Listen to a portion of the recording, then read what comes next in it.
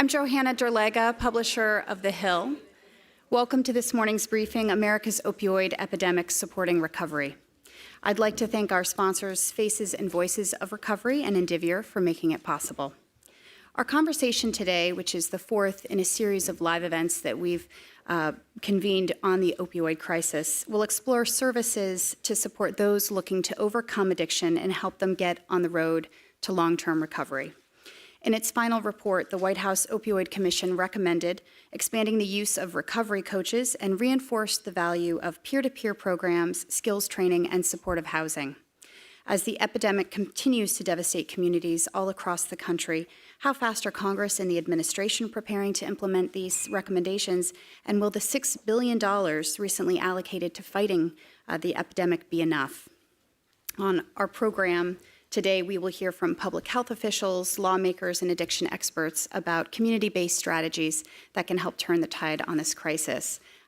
Before we get started, just a few notes of housekeeping. In addition to those of you here in the studio, we are live streaming on thehill.com. We ask that you turn your phones to silent, but we encourage you to join the conversation on social media. You can follow us on Twitter at The Hill Events, and you can comment using the hashtag #SupportForRecovery. That's with the number 4. We're going to be taking questions throughout the program, so please keep an eye out for members of the team with handheld mics. And finally, there is a short survey on your chairs. We would love your feedback at the end of the program. So let's dive right in. We begin with Senator Sheldon Whitehouse.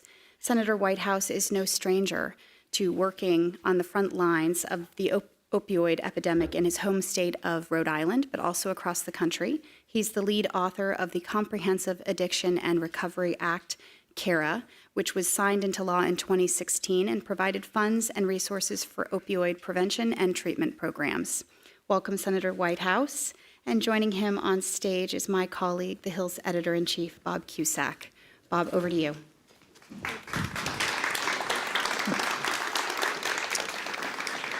Thanks, Johanna. Thanks, Senator, for joining us. I wanted to start just a little news of the day, news of the week. The Senate is debating immigration reform. You think a deal will get done, possibly by the end of this week? There's a chance of it. It's been a little bit disappointing. What I think many of us had hoped was that there would be a good faith, sincere, bipartisan effort to try to work through to a bill that could support the Dreamer kids and be an opening chapter on a larger conversation about immigration down the road. Then we discovered that we'd only get a week, right, which in Senate schedule means 3 days. I don't know what's happening next week in the Senate that's so important we can't keep on this. And the opening bid from the Republicans was a vote on sanctuary cities, which has nothing to do with DACA, nothing to do with Dreamers, and is more or less political fighting words on this issue. So that wasn't a very, hands across the water opening. Mm-hmm. So it looks like we've kind of reverted, maybe through habit, bad habit, into some traditional modes of behavior, and I'd hoped for better on this subject, but that doesn't mean that an agreement can't still be reached, and certainly this adds some pressure to people to try to wrap up. There's a lot of negotiation taking place. And that won't stop this week. I mean, let's say a deal is not reached. I mean, that will continue. Those talks will at least continue. The talks ought to continue. Mm-hmm. Okay. Although when the leader is saying, this is your chance, right, that's not a great signal. On the opioid epidemic, how has it affected your state? What has worked? What needs to be improved? And when you've seen success stories, what are the keys to recovery? We're in the forefront of hard-hit states, mm-hmm. Unfortunately. We have hundreds of fatal casualties every year from overdoses. Most memorable to me is a little community up in northern Rhode Island called Burrillville, which has maybe 5,000 people and maybe like 30 police officers in the police department. In the first 3 months of 1 year while we were working the CARA bill, mm-hmm. they had 6 fatalities in that little town. And, everybody knows everybody, and it's like beating on a bruise at that point when those tragedies just happen one after another after another. We are doing some exciting things. Two that I'll flag are getting peer recovery coaches into emergency rooms when somebody comes in with an overdose. We're now rating our hospitals on getting that done. So there's going to be less of you come in overdosed, you get Narcan back to health, you go back out, and you go back to the life again. You'll at least have a recovery coach pursuing you and letting you know that there's an option. And then we've got a terrific program with a couple of police departments in which recovery professionals actually go out and ride along with the police. And when matters come up during the regular course of the police department's business in which it looks like there's an issue with a house, the recovery expert and a police officer got plain clothes all the time in the world just to talk, hear your options, hear the different things you can do in recovery, and make it a project to try to help the family through whatever's going on and get onto the road to recovery. And I spent a lot of years in law enforcement, and police departments are not the most change-forward institutions in the world. So there was a little bit of like, really? We're doing this? And then they saw it in action, and now they're our best advocates. So those are, I think, two important, fairly new things that we've been doing that have helped. And we're starting to see the numbers come down a little bit. We're still struggling with the question of how you let family members and loved ones know when somebody comes in. The bad side of the HIPAA rules is that a parent doesn't know that their 24-year-old son has been in 3 times overdosed, and by the time the 4th happens and it's fatal, they haven't had a chance to engage. So we're working on So that's that. because of the privacy rules that the parents can't be told if they're over 18? If they're over 18. Right. And we're working around that and trying to get it into electronic health records and get people to waiver it so that they've got somebody who they love and cares about them who can do that. But I don't think we've got that one nailed yet, but we're working on it. How would you grade the Trump administration on combating opioid abuse? Great talk. National emergency. Look at the budgets, and it's a disaster. They're going the wrong direction. Look at the hiring, and they have, this like 24-year-old college kid with no experience running ONDCP. It's almost like it's a slap at the office of ONDCP. And it seems to be being run by the political shop in the White House, which may be more interested in credit taking and positioning than in actually doing anything. So that's been very, very disappointing. And I think that's one of the reasons that Congress responded so forcefully in this last funding measure, where we announced a pledge for $6 billion in additional opioid funding on top of the second $500 million that we were owed from last year's agreement, and on top of the increases that we've seen into the opioid programs of about $170, $180 million in the last funding measure. So in the absence of serious executive leadership, I think Congress has really stepped up in a big way, and I'm very proud of my colleagues for having put that kind of money behind this problem. On the money and the resources, where do you see the need for it going forward? I mean, obviously there's going to be more money needed. You mentioned this $6 billion, which is a lot of money. However, there was $45 billion in the Obamacare repeal bill that was voted down. When do you think is the next installment going to be needed? I think the most important, we'll see how this plays out. To me, the most important place for money to go is when somebody presents someplace ready for treatment, ready for engagement, ready for recovery. You've got to be able to say yes then. Telling an addict who has come in and said, I can't stand this any longer, I need to get clear of this, and answering,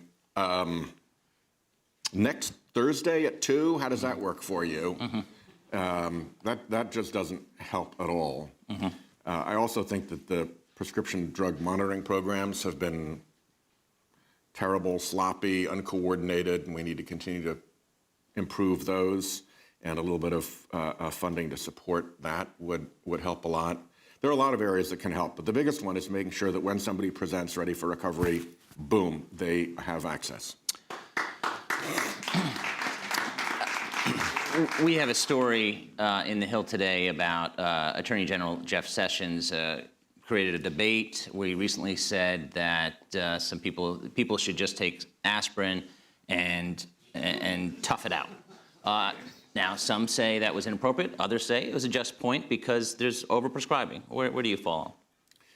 I think there's been a little bit of both. I actually came into this issue years ago when a study came out from Brown University in Rhode Island that said half of the folks who died in Rhode Island hospitals, their families reported that they had died in pain. And of the half who had been reported to have died in pain, the pain was reported as being extreme or excruciating. So obviously something was going wrong when that was happening, when at the end of life, you really aren't worried about addiction consequences very much. You really want people to be comfortable. So we pushed in from that point of view to make pain fifth vital sign and do things like that.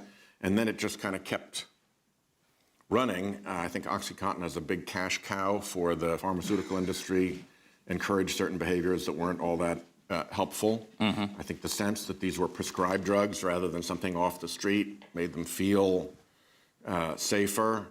And we had the enormous run the other way. I remember my daughter having her wisdom teeth out and getting, I think, 40 Vicodins. 40? Yeah, like maybe she took 2. So now you've got 38 sitting there in the medicine cabinet for the next round of kids who come over to the house to go prowling for, and we can do a lot better. CVS is doing a good job lowering the amount it dispenses. One of the things that CARA did was it authorized you to come in if you thought there was an issue, say, look, to the pharmacist, give me 4, and I can come back for the other 36 if I need them. Right. You weren't allowed to do that before. The pharmacist wasn't allowed to do that before. He had to follow the script. So little steps like that, better prescribing practices. We need to turn the corner back. But I don't want to be back in the day either when a dying patient in a nursing home is dying in pain because we're so frightened of opioids that we'd prefer to put them through that misery. You mentioned CARA, which you authored. How has it been? With Rob Portman of he's got it. He was at an event also talking about his the issues in his state of Ohio. How has it been the implementation of that bill? Everyone talks about bill passing, and then the implementation doesn't get as much attention. It's getting there. If I think there were more, back to the executive branch, if there were more attention being paid to rolling out the new programs and getting them funded and so forth, I think that could have gone more rapidly. We are dialing up CARA 2.0 to make sure that we're aligned with this new slug of $3 billion per year over 2 years, the $6 billion in funding, and taking advantage of that.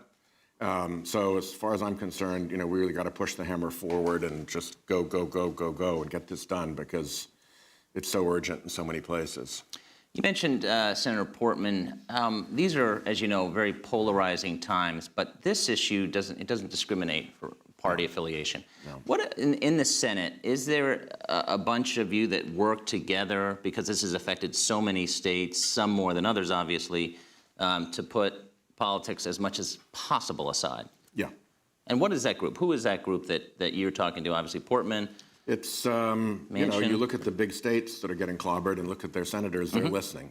Vermont, New Hampshire, West Virginia, Maine, Rhode Island, Ohio, Pennsylvania. You've got a, you can do the deduction. Yes, and figure out from the state's problem who's most interested. But this is a very bipartisan thing, as you saw in the last funding bill. Sure.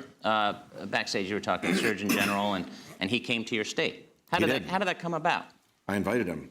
And he came. Yeah. This is a member of the Trump administration. We had this wonderful thing called advice and consent, where they need my vote, and they have a hearing, and I get at the hearing to say, will you come to Rhode Island? And no, Dr. Adams is terrific, and we wanted to bring him there to talk about the recovery community, which is doing such a good job in Rhode Island. We wanted to bring him there to talk about the community dealing with end-of-life care, which is also doing a really important job in Rhode Island. And he came up and he was terrific. He's a wonderful individual personally. And we were at the hospice facility in Providence, and there was a gentleman who had served as an Army medic in Korea, a wonderful man who was there for his final days with his family around. And Dr. Adams came in and talked about great bedside manner. Mm-hmm. Pretty impressive. Pretty impressive. We've got a few minutes left. What I want to do is open it up for questions from the audience. If you can raise your hand, and we have people with mics, because once again, we are live streaming on thehill.com, so that our audience can hear it. We've got one in the, we're going to go there, and then we'll go there. First here.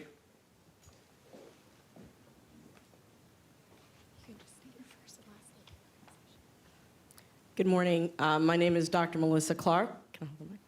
Dr. Melissa Clark from Medical Home Development Group. Right here in Washington, D.C., we're office-based opioid use disorder treatment. And one of the points I wanted to make is that, as you all may know, opioid use disorder is a chronic disease. And one of the points that you made was that you wanted people to be there ready to treat at the time.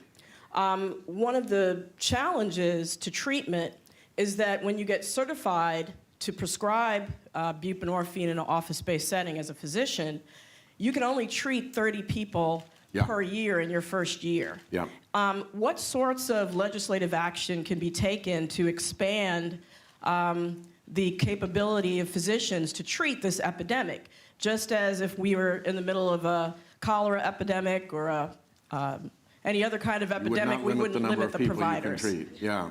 Exactly. And similarly, there have been some restrictions on how many people can be in an inpatient facility as well. So to be perfectly candid, I don't remember where we are on that. I know that's an issue that we're looking at. I don't remember if that's being worked through the executive branch, trying to get administrative rule changes, or whether we're trying to do that by statute. But I'm happy to follow up and let you know, because we are focused on that issue, and I just can't recall how in the cloud of issues that we've got around us. Well, I would very much appreciate that. We're the largest provider of opioid treatment in D.C. on an office-based facility to Medicaid patients, and it's a real limitation to be able to treat individuals here in D.C., which unfortunately has gone from 22nd in the nation per capita in overdose rates to second in the nation in overdose rates, and people don't realize it. It is also an urban problem as well. And understanding and enhancing medication-assisted treatment is one of the really vital things that we need to make sure we're propagating out there, so people have access to it, and when they do, it's high-quality treatment best practices. Yes, so thank you for what you're doing. In the middle right here, I promise this woman. Just identify yourself on the end.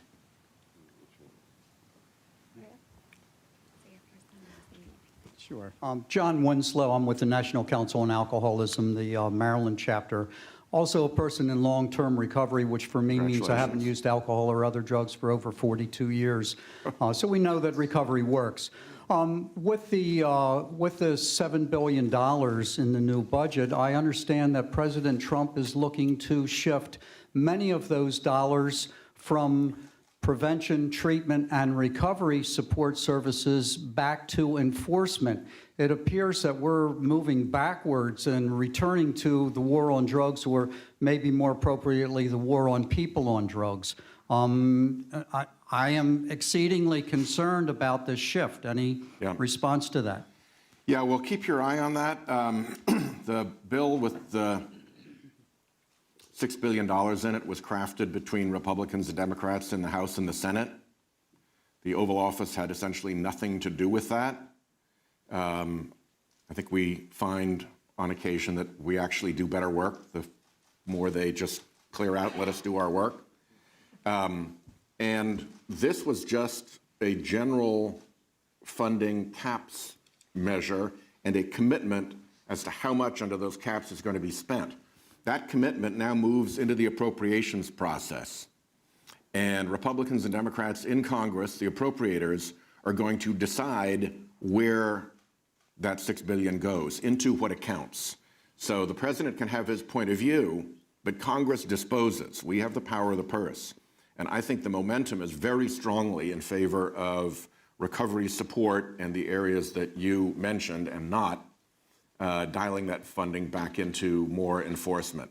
So I think while that is a legitimate concern to watch out for, it's not something that I see any momentum for in Congress, and I'd be surprised if when the appropriators did their work, that was still a concern. Doesn't mean we shouldn't look out for it, but let me be a voice of reassurance that the people in Congress who want to get this done are not thinking that way. Right in the front here. Just a quick word on the gentleman with 40 years of recovery. One of the things that I think has been very important here, not only in CARA, but also in the way that conversation has gone, is that we are more and more, day by day, moving recovery out of the stigma and shame that was associated with it. And I think people more and more understand that a path of sober living and a path of recovery is actually difficult and brave and noble to achieve in your life. And the more that we can echo that, I think we need to get that message out there. Absolutely. Good morning, Senator Whitehouse. I'm Carol McDade, and I am with Capital Decisions. Hello, Carol. Hi, and I'm also a person in long-term recovery. And I want to thank you first, before asking a question, for being a champion for recovery before it was politically cool and politically popular to do so. You were there for us for a long time before it became kind of a popular thing to be for, and we appreciate that. There's been some discussion that you and Senator Portman may, this was before the $6 billion, may introduce legislation sooner rather than later to lay out some of the priorities that you see. Is that still likely to happen given Yes. this commitment on $6 billion? Yes. And can you show us a little leg on what the recovery provisions might look like in that bill? It's to give you. I'm going to use that. You can draw the. We're calling it CARA 2.0, so it's obviously going to be very aligned with the original CARA bill that we wrote. And what we are trying to do is to make sure that the $6 billion, it's actually $3 billion over 2 years, so a total of 6, but $3 billion per year, gets dedicated and appropriated in ways that are consistent with the direction that the Congress displayed in CARA. And so we're trying to meld the commitment and the CARA principles together. And maybe as soon as next week, we'll have something to announce. We're trying to sort it out fairly quickly. Oh, that's great. Okay. Well, we've run out of time for this session. Please thank the senator, and I'll hand it back to Thank you all. Johanna.